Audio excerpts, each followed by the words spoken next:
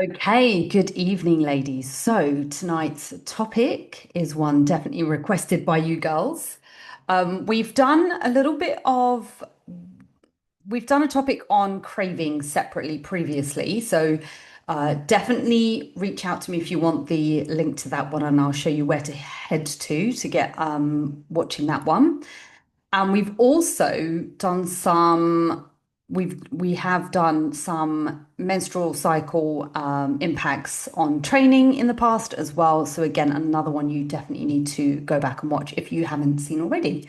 But tonight's call is the whole thing around sugar and cravings and why it might feel like they're running the show, and especially in terms of right before your period hits. Okay.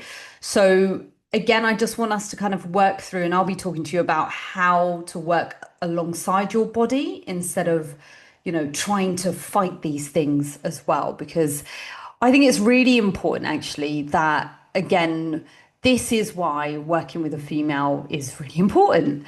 But again, this is the stuff that we can talk about together, and it has an impact on your health fitness journey. And we're going to dive into it. So, what I wanted to do was talk to you on this topic, on the topic of cravings and your menstrual cycle. Again, and the remit of nutrition and stuff is that, again, just to reassure you, I am qualified in nutrition and I attend yearly seminars as well on various different topics surrounding nutrition. And a lot of the information presented in this training is going to be direct things that I've learned directly from these key three physiologists, okay, so or nutritionists. So Martin McDonald is obviously my lecturer and course provider for when I did my training with Mac Nutrition. Dr. Nikki Key specifically has done a lot of research on hormones and performance. So she actually has a specialism in dance and has spent her whole life and career talking all about, again, physiology in relation to females and training, because obviously this area is massively lacking, as we all know. Again, there's definitely been more conversation about it in the last few years, which is great, right? And more people leading from the front. So it's really great to see Dr. Nikki Key and also Alyssa Olenek, both of them physiologists working within this field.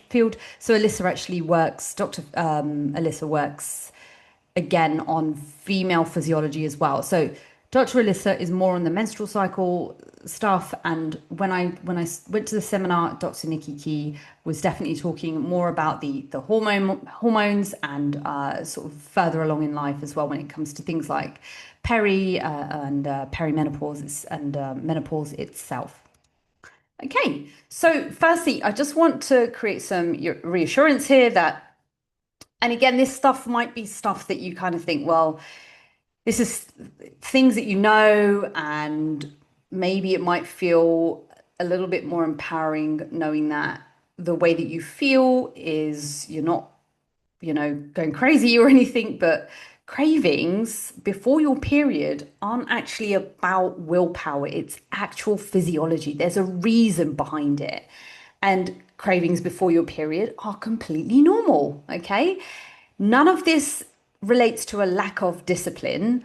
And over half of women notice a difference in their performance, their mood, and their appetite, and how that changes again around the menstrual cycle. So it's really important that you understand what you're trying to do and why you're trying to do it, because this is going to help us plan your nutrition and training better as well. It's about allowing you to keep a straight head and give you the support that you really, really need as well during this time. And again, this isn't something that I've just pulled out of anywhere. Studies actually show that over 50% of women report a noticeable change in their performance, their mood, and appetite across certain cycle phases.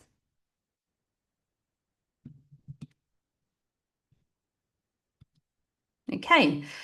So all of you have definitely seen this diagram, and I'm really proud in saying that I created it. So I'm definitely gonna copyright it in some ways. I don't know if that's actually possible.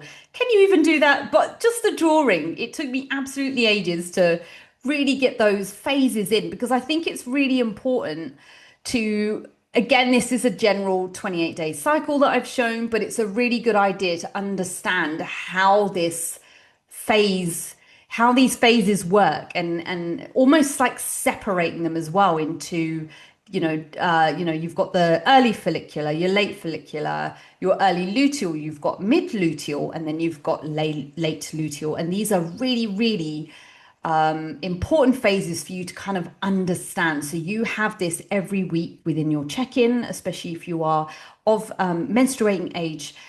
This is a key part of your check-in. So it's really, again, it's understanding that the early follicular phase is related to menstruation. So when you're actually on your period, and again, that sort of late follicular coming slightly into early luteal start is the sort of midpoint or the ovulation phase as well.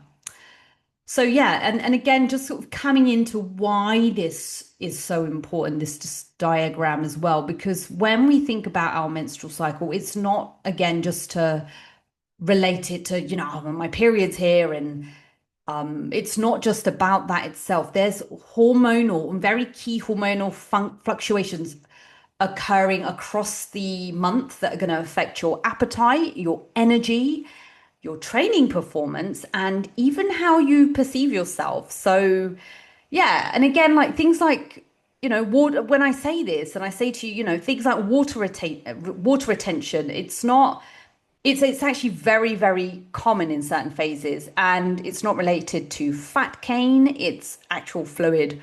So it's just really important to know why this is happening. And again, we can plan our nutrition and our training to match it. And again, just sort of remove the guilt when we know and we realize that our body is feeling, it's naturally feeling different. And on that point as well, when it relates to training, I haven't heavily touched on it within this, but the menstrual cycle and the impact on training is a great recording that I did before. So again, make sure you hit me up and find, so if you want access to know where that is, etc. as well. So this is actually a very key diagram, and I think this might actually be from one of the ladies. Again, I've reused this, the ladies, the doctors that I was mentioning, Alyssa or Nikki Key. It's either of them. I've got the feeling it might be Nikki. But the reason why I wanted to put this in here again is so that you can kind of see how this, and these are her words, the choreography of your menstrual cycle is the hormones, how they are operating, the choreography of the hormones across the menstrual cycle. So I think it's really, really nice to be able to see this as well. So quite often, we have these sort of throwaway statements. Oh, my hormones are going crazy. Oh, my hormones, my hormones, my hormones. Well, they are responsible for fluctuating and decreasing at different times of the month. And the reason why that's happening is because they are highlighting again, they are in response to key phases that our bodies need to go through. Okay. So you've got various different hormones here as well, and the levels. You've got the follicular phase here, it's just been split in half. You've got ovulation in the middle, luteal phase here, and obviously you've got the menstruation right at the beginning. So let's kind of break this into the phases and what they mean. So we're going to kind of separate it into two here. So the follicular phase is your day 1 to 14. Okay, so this is typically where your estrogen rises and you'll actually have better energy and mood. And notice that I've said from day 1 because your period's landed, everything makes sense in the universe, it's arrived, and naturally you're going to start to come out of that how you were feeling perhaps maybe the days before. During this time, it's often easier to stick to a plan, and again, you might feel fuller after meals. And so this is a really interesting one. Again, working really closely with you ladies as well. And again, ladies that have been on the program, I've definitely seen these changes with it's not relation to myself, again, with other ladies saying that they just don't feel hungry on their period. They just don't want to eat. And please note that this stuff isn't it's not gospel. It's not like this is how it should be. This is how most women perceive these phases and typically how they feel, right? This is not to say that everybody is the same. Some people, again, might experience things differently when it comes to their energy and mood. So is kind of speaking to the broader market here. And then we've obviously got our luteal phase, and again with the luteal phase, progesterone rises and estrogen drops. Okay, so again, your ovulation has occurred, and again, there's going to start to become this increase in calorie needs. And now, this, believe it or not, the needs can range from anywhere between 100 and 300 calories per day. So typically, it's a good idea to kind of plan for this for most of you towards the end of that sort of that mid to late luteal phase, in the run up. So that's really where we want to start thinking about that increase. And you will notice also that there might be some more cravings for high fat and sweeter or higher sugar foods as well during this time. And again, with that being said, I know that one of you ladies is definitely has been playing around with this, and actually we've planned for higher fats to come into play around the end of so again that sort of mid to late luteal phase, just right before her period's hitting in, and that tends to make things feel a bit more stabilized. But again, yeah, you might be hungrier, typically. And again, this is normal, right? Um, but yeah, so again, just sort of coming back to it all, and just to kind of summarize. So you've got that follicular phase, which starts on day one of your period. Your estrogen rises, your insulin sensitivity is higher, and your gastric emptying is slower, which means that you'll often feel that bit fuller for longer right at the beginning of your period, right? And this again might make it easier to stick to a certain calorie target as well. And again, once we've come into that luteal phase, so directly after ovulation, the progesterone rises and the estrogen drops. And again, this can slightly raise the calorie needs and the increase for cravings as well. So again, there's high fat, sugary foods. Digestion can actually be really like can be quicker here. All right. And again, this because of this, it might lead to more eating more often and having more higher palatable foods. So again, just sort of based on some of the research and the findings, the resting metabolic rate can increase by 2.5 to 11.5% in your luteal phase. So what that means in terms of calories, we kind of said that spread before of 100 to 300. It's about 90 to 280 calories, increase in that rate for most women.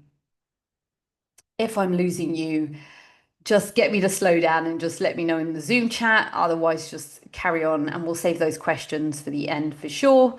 But yeah, again, sort of coming back to again why the cravings actually feel so strong. So there's actually a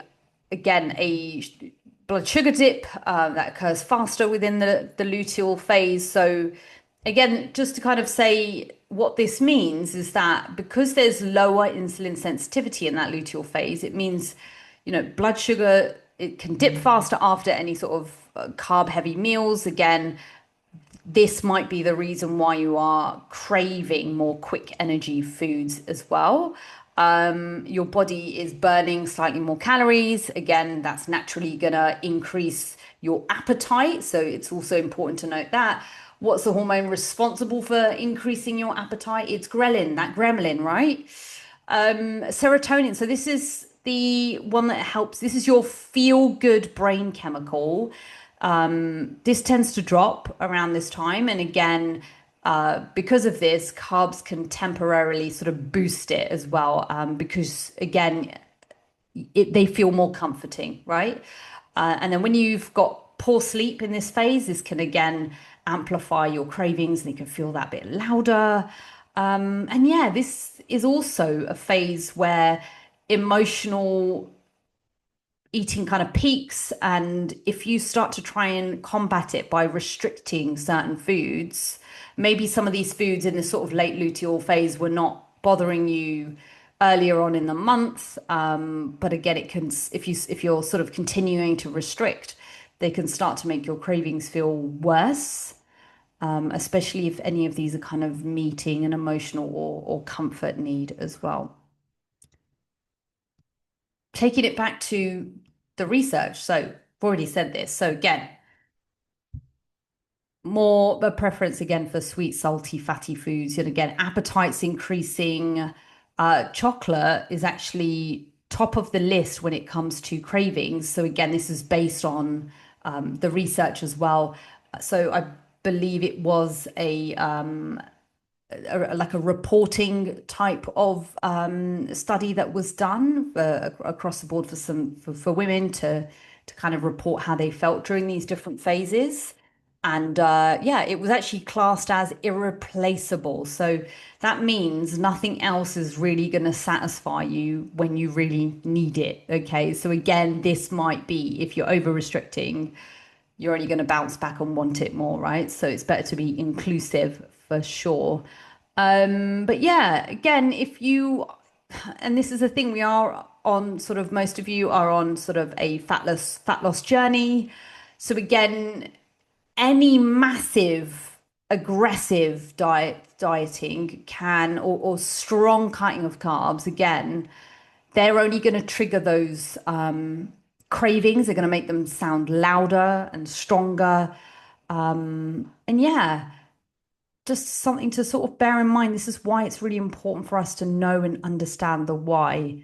And yeah, again, if you are taking any sort of hormonal contraception, so sort of like more of a combined hormonal contraception like the pill, again, you're going to see some smaller changes in appetite and cravings again because but however, they're going to be more smaller because the hormone levels are more stabilized as a result of taking the pill.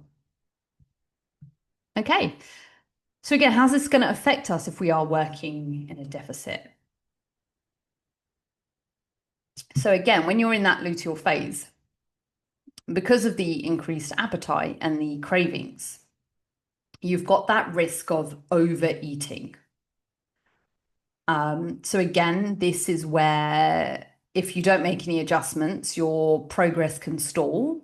So at this point, it's really important to adapt your intake, think about food choices, and actually plan relating to your cycle.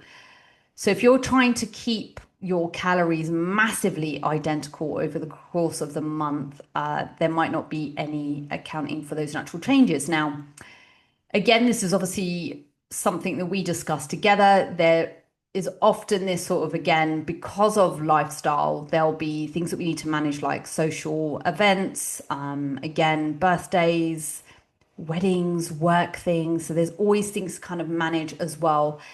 And there will be, again, through conversations and monitoring with some of you ladies, it's understanding that there might be parts of the month that we can win, like your follicular, because it's easier to stick to that deficit. And maybe we can kind of plan some of this sort of, again, maybe a slight increase without knowing of calories around this sort of late luteal time. But yeah, again, it's just about us having that conversation and making these sort of strategic adjustments to avoid any of the sort of mental impact thinking that, oh my goodness, I'm undoing things. You know, we want to try and keep that momentum. And again, let's say you haven't really, and this is why it's really important for us to kind of win where we can. When we know it's going to be easier to stick to the deficit, sticking to it then, when we know we're going to come into that angry phase, then looking at how we can increase as well. And it might be just as simple as increasing a snack or including and knowing that you're going to have that treat, right? So there you go. Always ensure that regardless of your phase, you are sticking to your non-negotiables. And it's really important that you anchor each meal with protein. And protein is top of the funnel. This is the stuff that's going to help with appetite control. Next from this, again, the fiber that you're going to get from your fruit, vegetables, your whole grains are going to help apply that better fullness and, yeah, ultimately blood sugar stability as well to sort of offset any of those potential crashes. Again, hydration, we've all heard it that dehydration can often feel like hunger. So definitely making sure that you're not going to me that you're having just like less than a liter of water a day, but you're absolutely starving. It's really important that you are sipping water throughout the day as well, not just sort of glugging it back at 8 p.m. at night, then affecting your sleep, then affecting your hunger because you've had crap sleep. So it all kind of it's a domino effect, right? So it's really important that you try and think about water cut-offs, having it a bit earlier, and yeah, just it's all about getting into a good rhythm and good routine, sticking to your non-negotiables. And yeah, and just not overdoing. Like I know we've talked about this again before, calorie banking can be really positive to kind of help around manage lifestyle events as well. But also it's just understanding that it might be not a good idea. It might be kind of counterproductive to do in that luteal phase for sure. Again, especially if you're like saving calories, that again might backfire or it might lead you to kind of start grazing and potentially binging later, which is not what we want. So yeah, as I've already kind of noticed and run home quite a bit now already, but yeah, again, we can increase those calories slightly. Again, maybe 150, maybe a little bit more, 150 to 300. Again, the research was sitting around 90 to 280, but if we want to kind of have that little bit more of a bump around then, especially if we've been working in quite a deficit earlier on in the follicular phase. And yeah, using these extra calories to kind of plan for those foods that you typically genuinely crave as well. And without a doubt, always keeping that protein high. There's no point of cutting or slashing calories if your protein needs are not being met. So it's always best to kind of focus on that. And when we're thinking about magnesium-rich foods, again, that can help pumpkin seeds, dark chocolate, leafy greens. Again, these sorts of things that can help with your PMS symptoms. And again, they might help. Those foods also might help in terms of, especially like dark chocolate, and maybe even like nuts and stuff can help increase those fats slightly. And if you are someone that gets more salty cravings, like try and think about better quality sources that actually adding the salt as opposed to picking really ultra processed snacks, which are just full of super high salt as well. But again, are they really going to satisfy you in the right way? So just sort of bearing that in mind.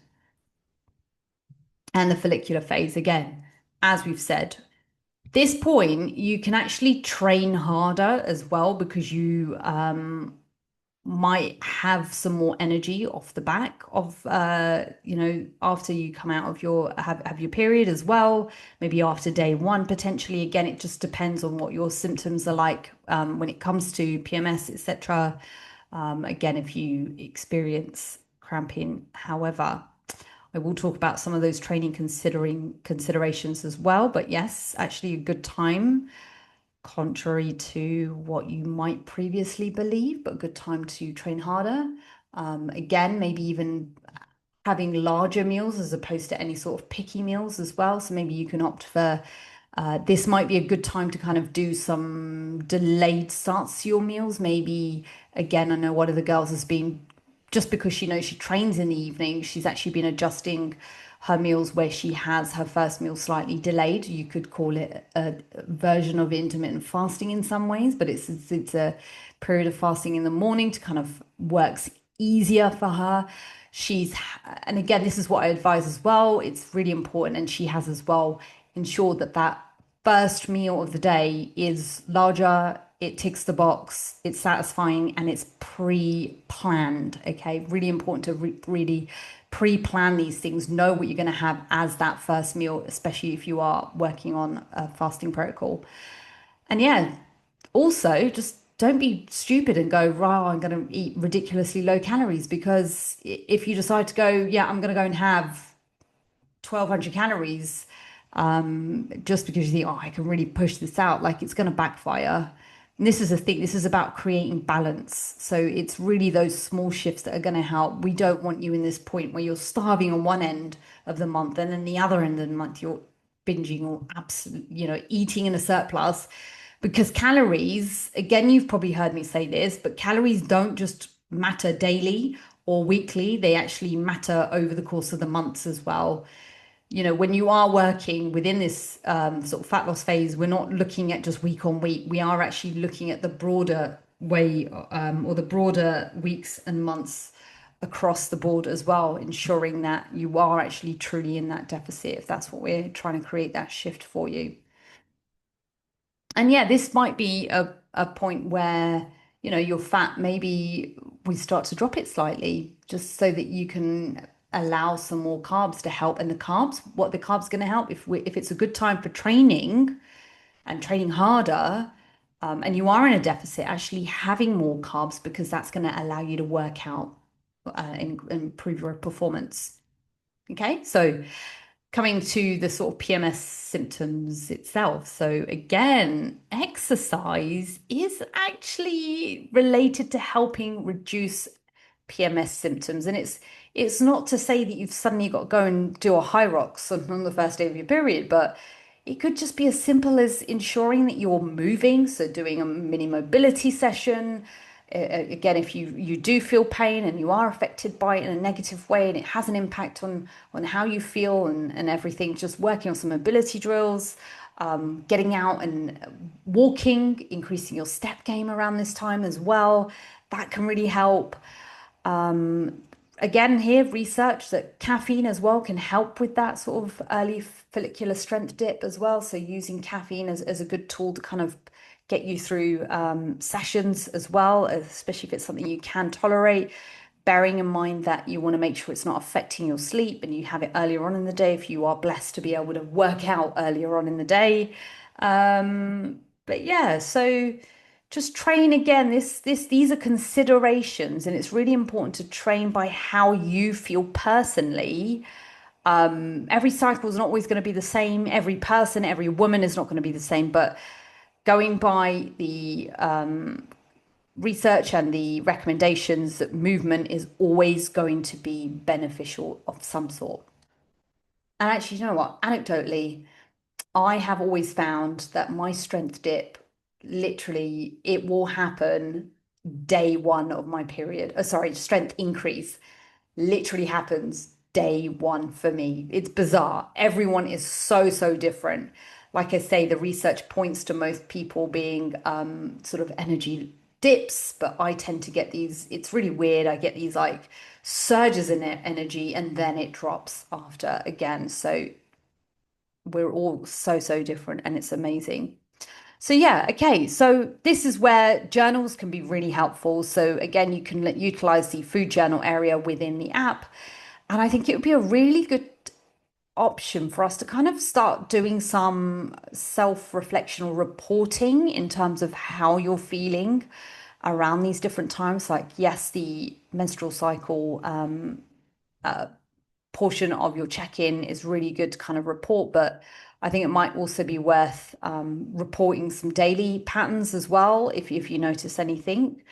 But again, completely up to you. And this is private information that maybe you don't want, all your feelings journal to me. Maybe you again just use a book go old school. It's nice to get away from screens and away from your phone.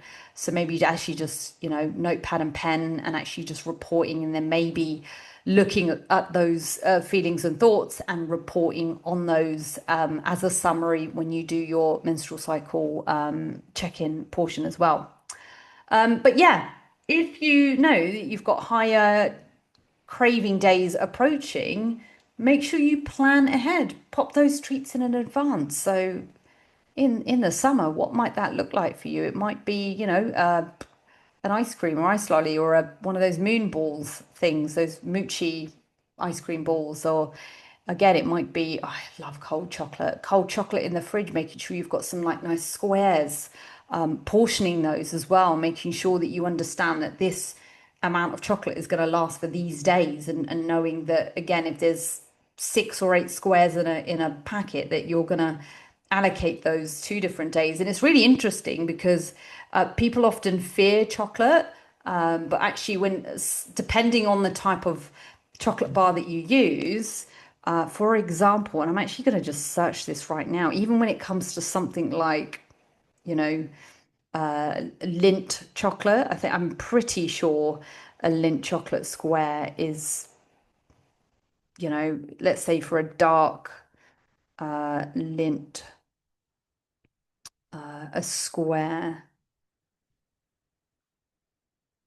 One square is 63 calories. I thought it was roughly around that much. It's not going to kill you. It's not about food avoidance. You can still plan for these things and fit them in.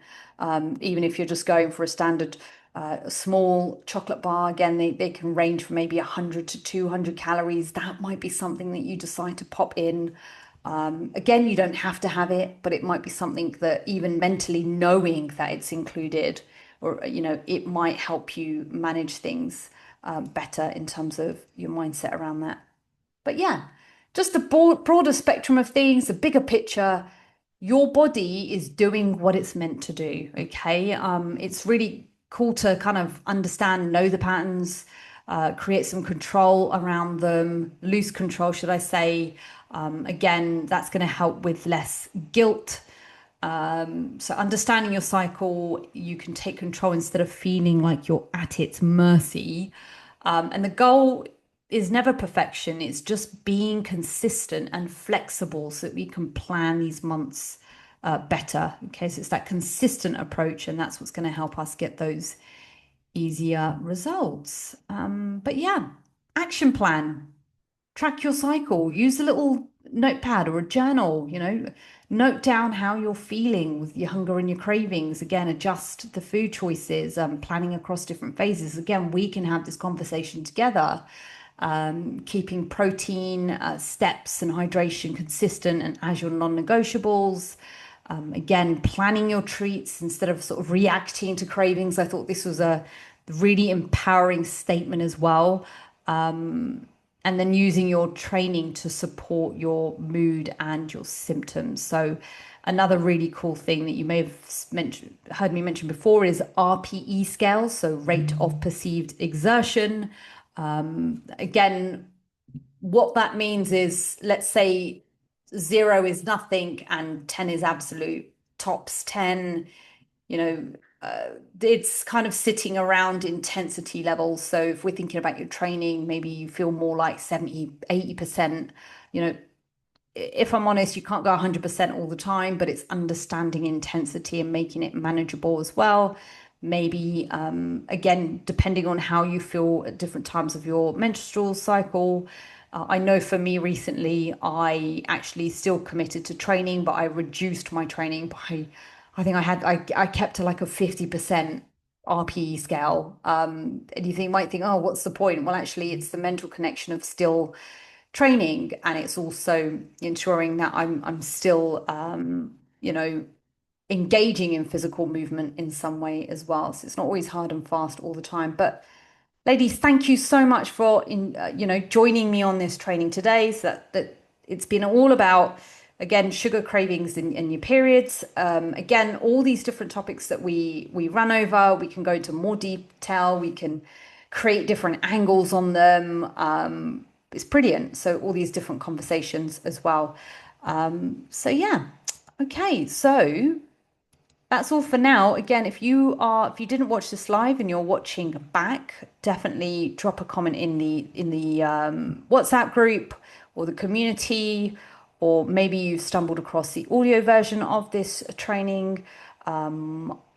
Yeah, just send me a message. Let me know your thoughts and feelings, and let's tackle this together.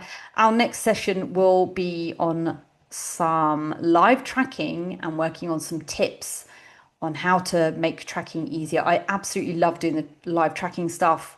So that's going to be on Monday at 1 p.m. on the 18th August. Yeah, and we will see you here next time.